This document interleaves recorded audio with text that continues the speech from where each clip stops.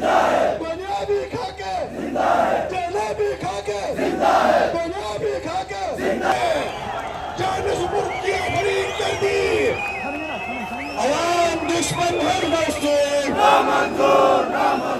عوام دشمن ہر قانون ٹی وی والے ہم کسر والے ہم شرکل والے ہم کھنڈر والے ہم کپیس والے ہم کھنڈر والے ہم پنیال والے ہم کاکوچ والے ہم کسر والے ہم شعبہ کے سرزمین کے غازیوں کے سرزمین کے بہادروں کو خوش آمدید کہتے ہیں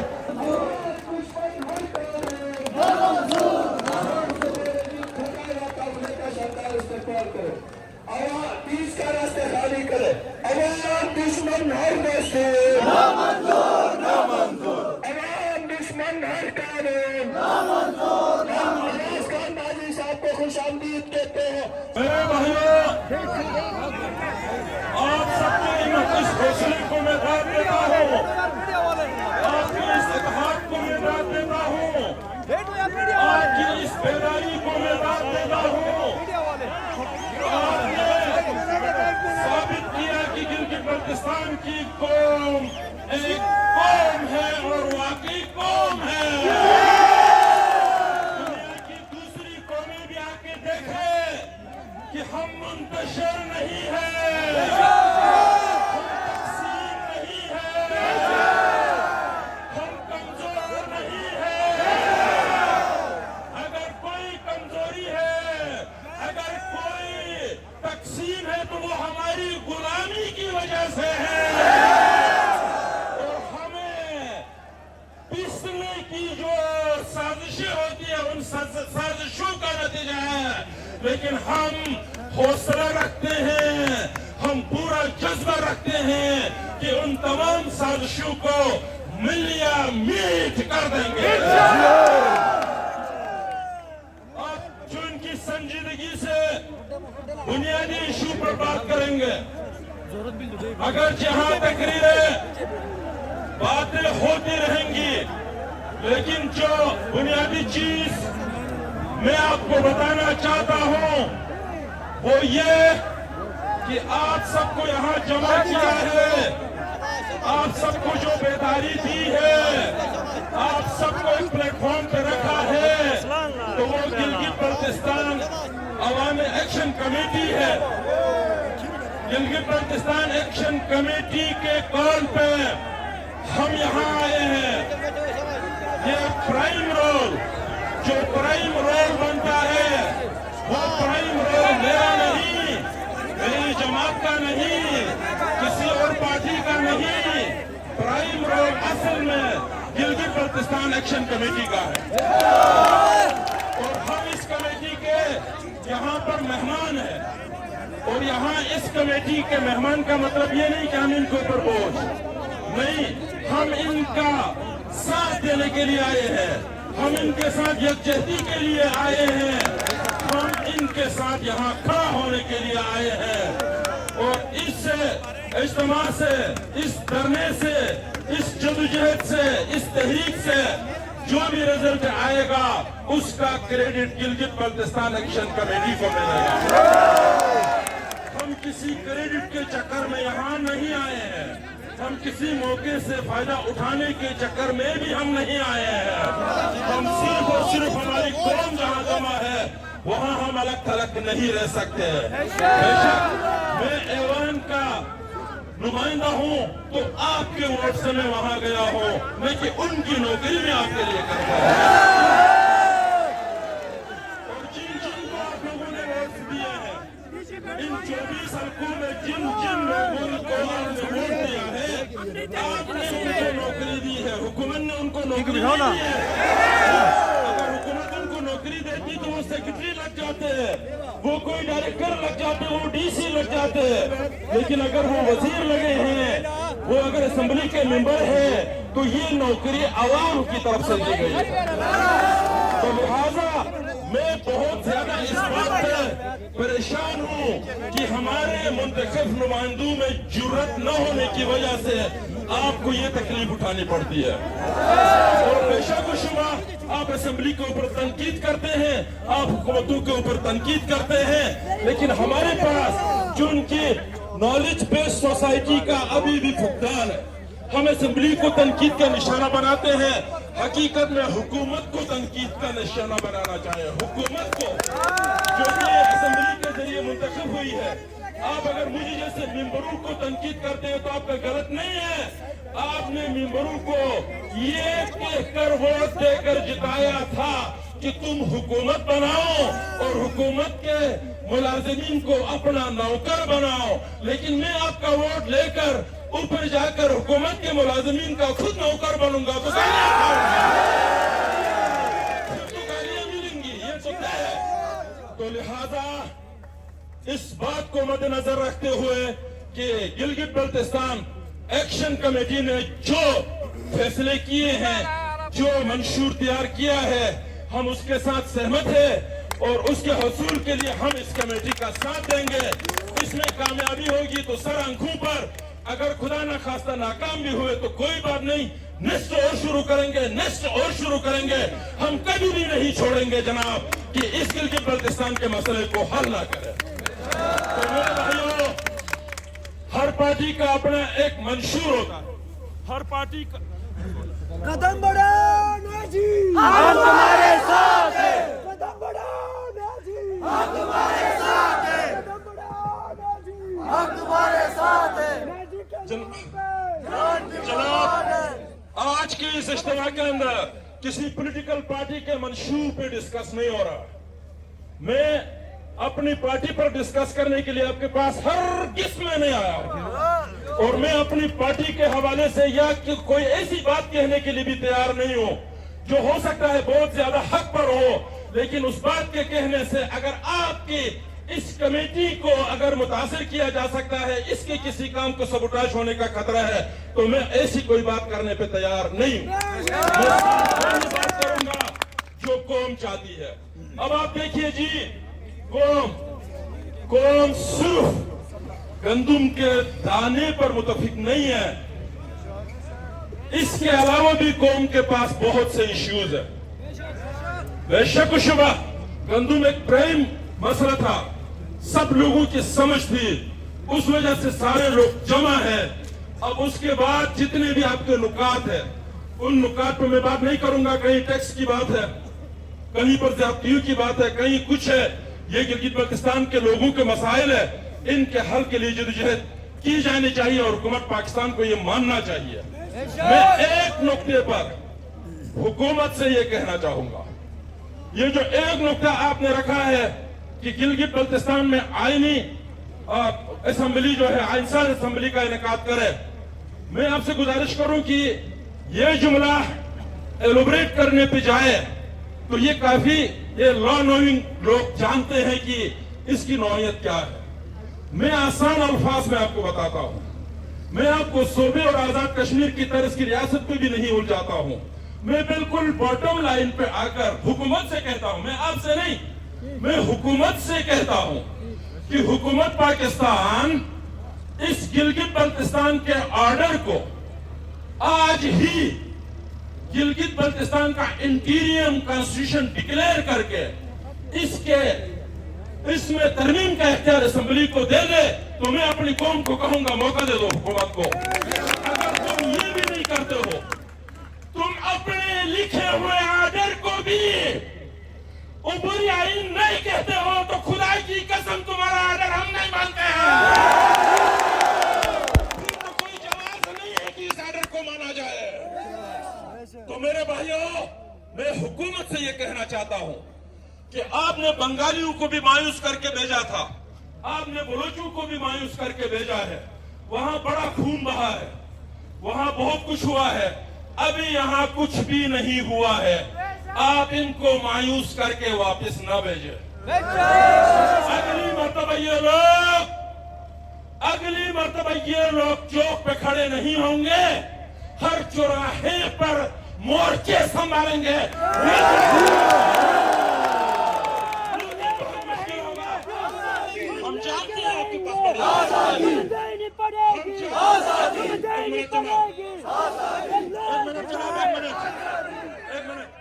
ہم جانتے ہیں کہ اس ریاست کے پاس طاقت ہوتی ہے, ہم جانتے ہیں کہ حکومت کے پاس طاقت ہوتی ہے, لیکن عوام کے بغیر کوئی طاقت کبھی کام نہیں آئی.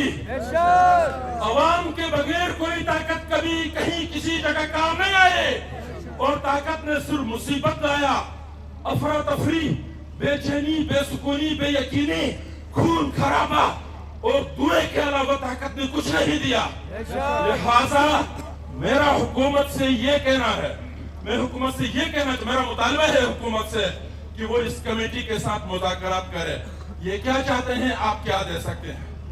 اگر اس طرح آپ ان کو سبوٹاج کر کے فارغ کریں گے, کب تک کرو گے سبوٹاج؟ یہ تو 70 سے چیزیں چلی آ رہی ہے, ہمیشہ جو ہے ان کو ڈسبرس کیا گیا. اگلی مرتبہ اور تیز ہوگا, اگلی مرتبہ اور تیز ہوگا. یہ اجتماع اور یہ دھرنے اس وقت کم ہوں گے جب لوگوں کے مسائل کم ہوں گے, جب لوگوں کی مشکلات کم ہوں گی, جب لوگوں کو پتہ چلے گا کہ ہماری حکومت ہماری اپنی ہے, تو وہ آپ کو مسائل پیدا نہیں کریں گے. اب ہر شخص کو پتہ ہے کہ عوام الگ لوگ ہے, حکمران الگ لوگ ہے, یہ سب کو پتہ ہے. یہ بات میں صرف پنجاب سے آئے ہوئے یا پختون علاقے سے آئے ہوئے سرکاری افسروں کو نہیں کہہ رہا. ہمارے بیچ بھی جو سرکار کے ملازم ہے وہ بھی ایک علیحدہ کلاس بنا کے بیٹھے ہوئے ہیں. ہم ایسے نہیں ہے. بعض اوقات دفتروں کے اندر کوئی پنجابی پٹھان صحیح کام میں نکال سکتا ہے, اپنا تو پورے علاقے کو وڑ کے رکھ دیتا ہے. ہمارا ایسا کوئی مطالبہ نہیں کہ اس لفظ لوکل نان لوکل کا, اس سے بھی بڑھ کر یہ ہے کہ ہمیں ایماندار حکومت چاہیے, ہمیں ایماندار لوگوں کی حکومت چاہیے. پھر یہ میرا حکومت سے مطالبہ تھا. حکومت سے ایک اور بات بھی میں کہوں گا, جب تک کالونیل سسٹم ہوگا, میں آپ کو بتاتا ہوں کالونیل سسٹم کسے کہتے ہیں.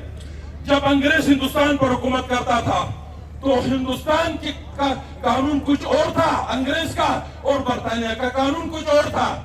ادھر کا قانون لوگوں کو کس طرح دبایا جائے وہ والا قانون تھا, وہاں لوگوں کو کس طرح فیسیلیٹیٹ کیا جائے وہ والا قانون تھا.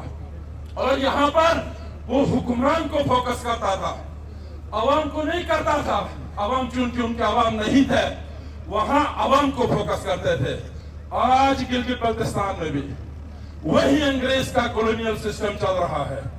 مثال کے طور پر ایک بات دیکھیں, جس اسمبلی میں ہوں وہاں پر 53 کروڑ روپے کا نان ڈیولپمنٹ بجٹ پاس ہوتا ہے اور 18 کروڑ کا ڈیولپمنٹ بجٹ پاس ہوتا ہے. تو اس کا مطلب یہ ہے کہ یہ 2-3 ہزار لوگوں کے لیے 53 ارب جو سرکاری ملازم ہیں جو سرکار میں ہے, اور باقی رہی 25 لاکھ کی آبادی کے لیے 18 ارب. اور 18 ارب کو استعمال کرنے کے لیے 53 ارب روپیہ لگانا پڑتا ہے حکومت کو. اس کو کہتے ہیں کولونیل سسٹم. اگر تم 53 ارب اپنے ملازمین پر خرچ کرنے کے بجائے ان غریب عوام پر خرچ کرو گے تو تمہیں 18 ارب بھی نہیں چاہیے ہوگا, تمہیں اتنی بڑی پولیس اور فورس بھی نہیں چاہیے ہوگی, آپ کو آنسو گیس اور پتہ نہیں کیا کیا گولیاں اور ربڑ کی اور اصلی اور نکلی گولیاں بھی تمہیں نہیں چاہیے ہوگی. یہ ساری چیزیں اس لیے ہوتی ہے کہ آپ عوام کے خلاف جاتے ہیں. اور اس سے بھی بڑی بات میں آپ کو بتاتا ہوں, انگریز آفیسرز کالونیل سسٹم کی میں بات کر رہا ہوں آپ کے الفاظ میں, آپ کو سمجھانے کے لیے. انگریز آفیسرز جب چھٹی پہ جاتے تھے گرمیوں میں تو 3 مہینے چھٹی کر کے جاتے تھے. ہمارے یہ محترم جج صاحبان نے 3 مہینے کی چھٹی کر کے یہ کون سے انگلینڈ جا رہے ہیں. ہمارے یہ پروفیسر جو یونیورسٹی کے ہیں 3 مہینے کی چھٹیاں کر کے پنجاب جا کر یہ کون سے برمنگھم کی طرف جا رہے ہیں. اور یہاں لڑکوں کی حاضریاں پوری نہیں ہوتی ہے, وہاں وہ عیاشی کر, اس کو کہتے ہیں کولونیل سسٹم. وہ سسٹم جو آپ کے مطابق نہیں ہے, آپ کے ہوا کے مطابق نہیں ہے, آپ کے تہذیب کے مطابق نہیں ہے, آپ کے موسم کے مطابق نہیں ہے, آپ کے عقیدے کے مطابق نہیں ہے, آپ کی جغرافیہ کے مطابق نہیں ہے, آپ کے دھرتی کے مطابق نہیں ہے, بلکہ باہر سے لاگو ہے تو اس کو کالونیل سسٹم کہتے ہیں. اور یہی کالونیل سسٹم ہی ہے جس سے ہمیں آزادی لینی ہے. اور اسی کولونیل سسٹم سے ہم نے نکلنا ہے اور اسی کولونیل سسٹم سے ہمیں اپنے حکمرانوں کو بھی نکالنا ہے کیونکہ وہ خود بھی وہاں پھنس گئے ہیں. اور پھر یہ ہمارے ساتھ کتنا دھوکہ کرتے ہیں, کتنا جھوٹ بولتے ہیں. ہمیں پڑھاتے ہیں حضرت علی کی زندگی, ہمیں پڑھاتے ہیں حضرت عمر کی زندگی, اور خود کی کون سی زندگی گزار رہے ہیں. میں آپ کو بتا دوں, حضرت علی کی زندگی اور حضرت عمر کی زندگی ہمیں پڑھاتے ہیں, لیکن یہ ایکچوئل پریکٹیکل تو آپ یورپ میں دیکھیں گے, میں آپ سے ان کافروں میں دیکھیں گے جن کو ہم غیر مسلم کہتے ہیں. آپ میں سے اتنا بڑا اجتماع ہے, یہ لاکھ سے زیادہ لوگ ہوں گے یہاں پر. آپ مجھے امریکی صدر کے چپڑاسی کا نام بتاؤ, میں آپ کو 1 لاکھ روپیہ دیتا ہوں. ہے کوئی صدر امریکہ کے صدر کا, فرانس کے صدر کا کوئی چپڑاسی ہے؟ جرمنی کے چانسلر کا کوئی چپڑاسی ہے؟ برطانیہ کے وزیر اعظم کا کوئی چپڑاسی ہے؟ آپ کے نائب تحصیلدار کے 6 ہیں, 6. ایک بازار سے سبزی لاتا ہے, ایک گھر کا کام کرتا ہے, ایک دفتر پہ ہے, ایک گاڑی چلاتا ہے. علی کی زندگی گزارو, تم بھی تو تھوڑی بہت گزار کے دیکھو نا. پھر میں آپ پبلک سے بھی مخاطب ہوں اور یہ کہنا چاہتا ہوں, اللہ تعالیٰ کبھی بھی ہماری مدد نہیں کرے گا جب تک ہم اسی طرح بے ایمان رہیں گے. یہاں دن بھر 5 وقت, ہفتے میں جمعے کے دن, پورے رمضان میں, محرم میں, چاند رات میں کتنے لوگ جمع ہو کر ایمان کی باتیں کرتے ہیں. اور اس پاکستان کے اندر آپ کو سب کچھ ملے گا سوائے ایمان کے, سب کچھ ملے گا سوائے ایمان کے. یہ ایمان نہ یونین کونسل میں ہے, نہ یہ ایمان ڈسٹرکٹ کونسل میں ہے, نہ گلگت بلتستان اسمبلی میں ہے, نہ پاکستان کی قومی اسمبلی میں ہے, نہ پاکستان کے سینٹ میں ہے, نہ پاکستان سے بڑے آدمی کا زرداری اور نواز شریف کے پاس ایمان ہے, نہ ان کے چپڑاسی کے پاس ایمان ہے. جس کو 10 روپے ملے وہ 10 روپے جیب میں ڈالتا ہے, جس کو 100 ملے 100 جیب میں ڈالتا ہے, اور جس کو کروڑ ملے وہ کروڑ جیب میں ڈالتا ہے, جس کو ارب ملے وہ ارب جیب میں ڈالتا ہے, جس کو عرب ملے وہ عرب کی طرف جاتا ہے, جس کو یورپ ملے وہ یورپ کی طرف جاتا ہے, جس کو ڈالر ملے وہ امریکہ کی طرف جاتا ہے. کہاں تمہارا ایمان؟ اور یہ ایمان صرف اوپر سے ختم نہیں ہے, یہ ایمان نیچے سے بھی ختم ہے. اور میں آپ کو یہ بھی بتاؤں, گلگت بلتستان میں پریشان ہوں اس بات پر. آپ کو اقتدار دیا جاتا ہے, اللہ تعالیٰ آپ کو مقتدر بناتا ہے, تو 5 عادل قسم کے لوگ ہمارے درمیان موجود نہیں ہیں. میرے سمیت میں اچھی طرح جانتا ہوں کہ ہم میں 5 لوگ جو کابینہ کے ممبر بنا سکے, ایماندار نہیں ملتے ہیں. بہترین شیعہ ملے گا, بہترین سنی پرستگار ملے گا, بہترین اسماعیلی بس, بہترین شیعہ, بہترین یشکن, بہترین گلگتی, بہترین بلتی, بہترین طاقتور, سب کچھ ملے گا. ایک عادل بہترین نہیں مل سکتا ہے, جس کو جہاں موقع ملتا ہے اپنی برادری, اپنی مذہب, اپنے علاقے کو وہاں کھپاتا ہے. کیا آپ کے ایک افسر اپنی برادری کے 400 لوگوں کو نوکریاں دے کر تم لوگوں کو افسر نہیں کیا ہے؟ اللہ اقتدار اس لیے ہمیں نہیں دیتا ہے. تو لہذا میں آپ سے گزارش کروں, اپنی جگہ سب کو ایماندار بننے کی ضرورت ہے. آپ اپنا ووٹ ایمان کے ساتھ ووٹ کا استعمال کریں, مذہب کے خاطر نہیں, نسل اور زبان کے خاطر نہیں, پیسے کے خاطر نہیں. اور پھر میں آپ سے یہ بھی گزارش کروں, یہ باتیں پوری قوم کے لیے نہیں, میں اس نوجوان نسل کی طرف مخاطب ہوں کہ آپ میں ایمانداری ہونی چاہیے, آپ میں ایک کیڈر ہونا چاہیے. وقت یہ ہے کہ اس اسمبلی میں ووٹ دے تو کس کو دے. اسی حلقہ نمبر 1 سے لے کر 24 تک پہلے نمبر پر, دوسرا, تیسرا آنے والا سب کو ٹرائی کیا, کوئی رزلٹ نہیں آتا ہے. تو لہذا ایک کیڈر پیدا کرنے کی ضرورت ہے. اس کیڈر کو پیدا کرنے کے لیے میں آپ سے یہ اپیل کروں گا, اور ایکشن کمیٹی کے ممبران سے بھی یہ اپیل کروں گا, پولیٹیکل لوگوں سے بھی یہ اپیل کروں گا, اس دھرنے کا جو بھی نتیجہ نکلے گا سو نکلے, اللہ کرے کہ اس کا ایک اچھا نتیجہ نکلے. اس کے بعد بھی آپ ایک ایسی پولیٹیکل موومنٹ بنانے کی کوشش کریں جو گلگت بلتستان کے اصل مسئلے کو حل کرنے کے لیے کام کرے. سیاسی طور پر जो महकूमी और महरूमी गिलगित बल्तिस्तान में है वो बलूचिस्तान में नहीं है, जो गिलगित बल्तिस्तान में है वो पख्तूनख्वा में नहीं है, जो हमारे पास है वो एजीके में नहीं है, लेकिन वहां लोगों में नेशनलिज्म है, वहां लोगों में नेशनलिज्म है।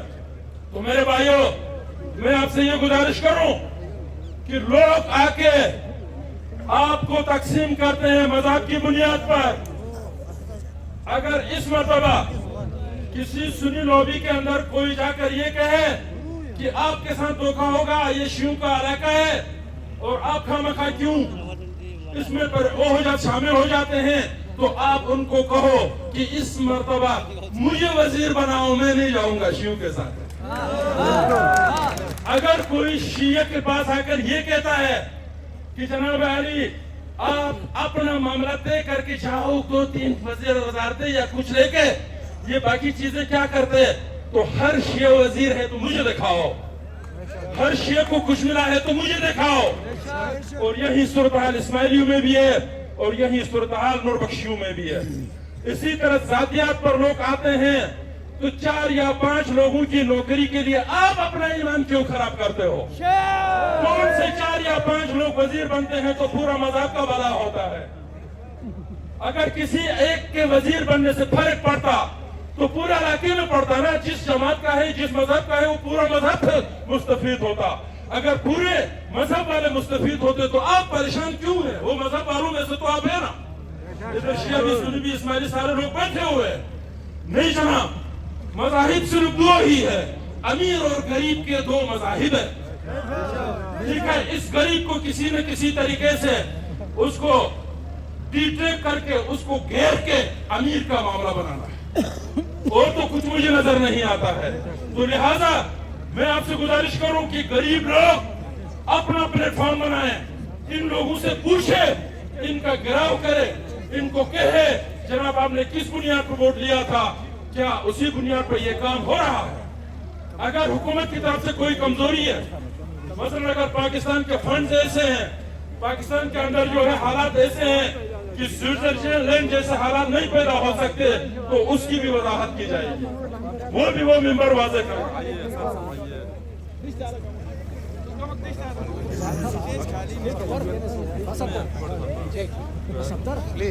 तो मैं अपनी बात को अभी लंबी नहीं करूंगा, मुख्तसर ये करूंगा कि आप अगर कॉलोनियल सिस्टम से निकलना चाहते हैं तो एक प्लेटफॉर्म की तरफ आए, और एक प्लेटफॉर्म हमारे कायदीन, हमारे लोग जो भी बनाएंगे, जो भी करेंगे, फिर उसके खिलाफ जो है आप बहक न जाए इधर और उधर।